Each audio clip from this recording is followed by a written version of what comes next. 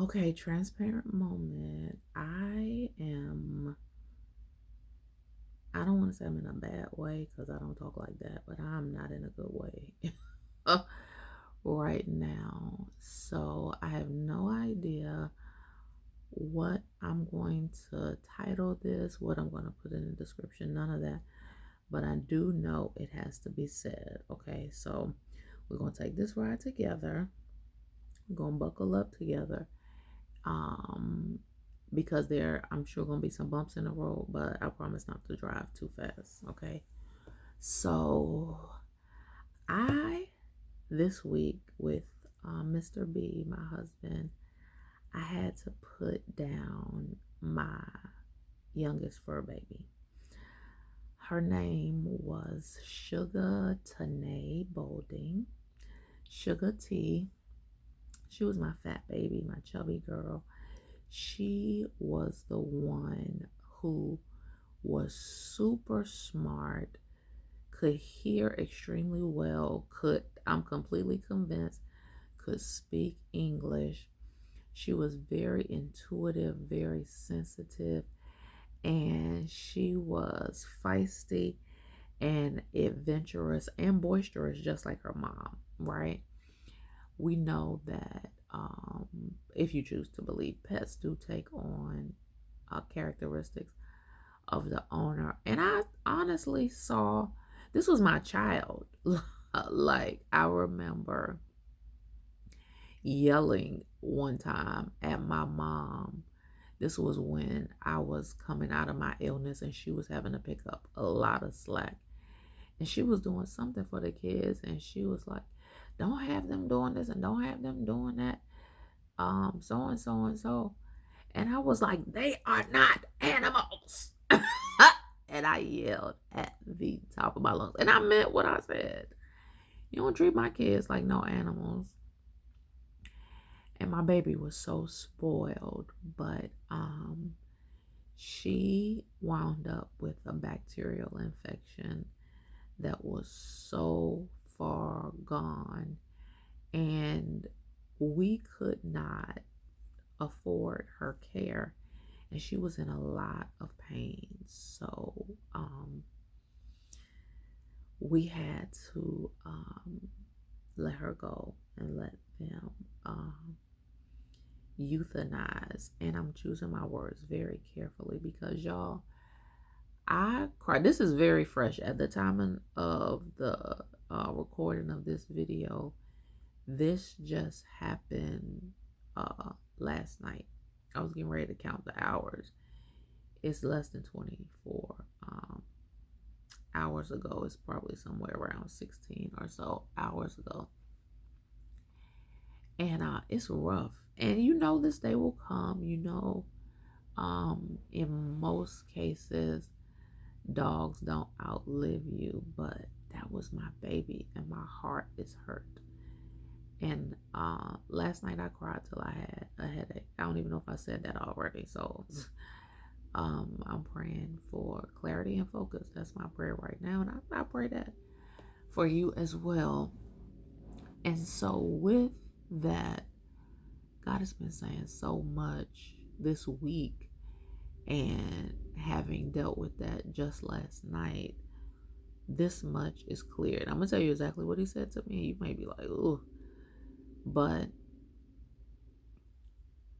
a friend of mine told me a while ago that what the Spirit said to her about another situation was, accept what God allows. And we know that God is in control, and we trust Him, and we do know He knows best. So, and we also know that nothing caught Him by surprise. Nothing didn't slide by Him, sneak around where He didn't see it, wasn't aware. So we know that He knew that this would happen, right? And so we have to say, okay, God knew. So, and I choose to believe that God is an equiper and a preparer. I believe that He gets ahead of everything, right? So that means that there is something in me that can cope with this, that can process this. Doesn't take away the hurt. It doesn't take away the sadness, not immediately, but it helps in the shift. It helps in the transition, right? So I'm like, okay, God, you knew all along. And so I have to accept what you allow, because you allowed this to happen. It's like, okay. And I'm not, I am sad. I am very, very hurt, but I'm choosing not to be bitter. And I'm looking for the lesson. I'm looking for the aha in it. I don't have it yet. And so I'm just coming to you just real, like, ugh, right now.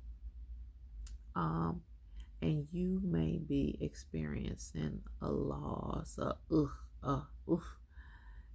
all of the sighs, all of the things, the tears. And let me say one thing. Um, I I don't know if y'all know this, but when it comes to like a real worship experience, a real move of God, I am a complete crybaby. Like, it could be a upbeat song. It could be a doggone Ty Tribbett, Fred Hammond, John P. Key. It could be anything. But if the Lord touches my heart in a certain way, I am going to shed tears. Period. That's a part of my worship. And I'm talking about, I have boohoo cried in church.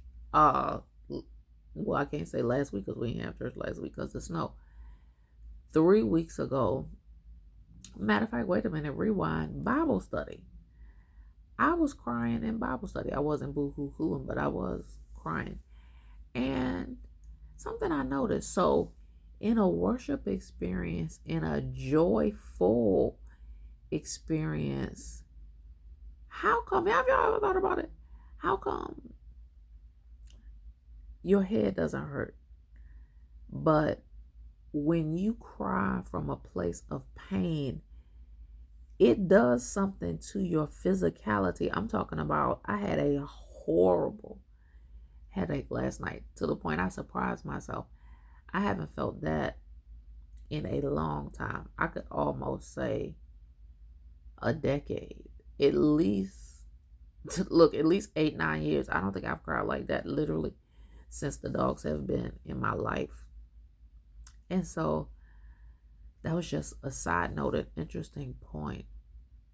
And perhaps there's something to be said about how we deal with pain and bringing more pain on ourselves.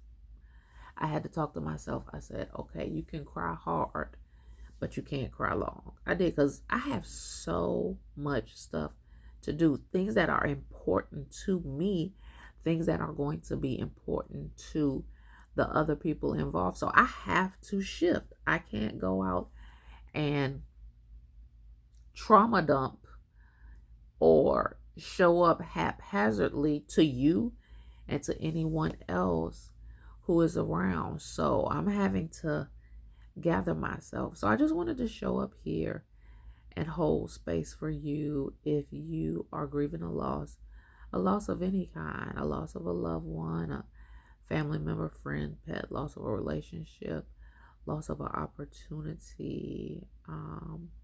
If you are contending with the memory of what once was, I feel you.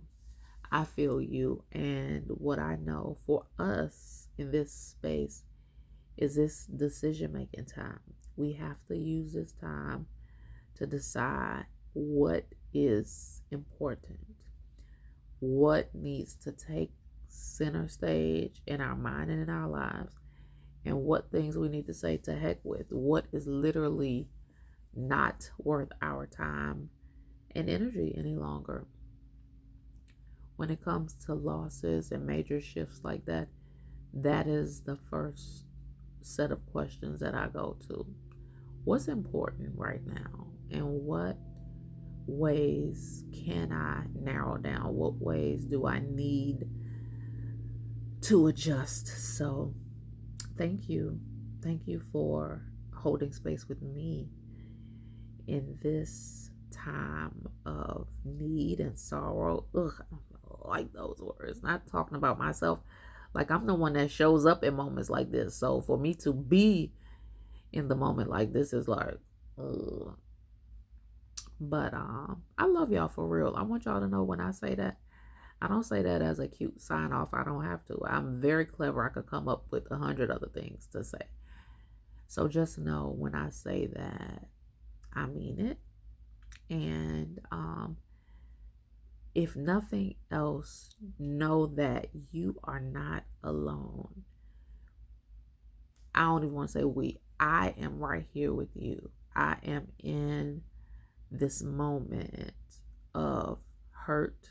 I'm in this moment of I still have to function. I'm in this moment of things are so different now, and I need to survey, understand what the next steps look like. I'm right here with you. And I truly do love you so much. And thank you for being here with me, allowing me to be here with you. And until next time, holla.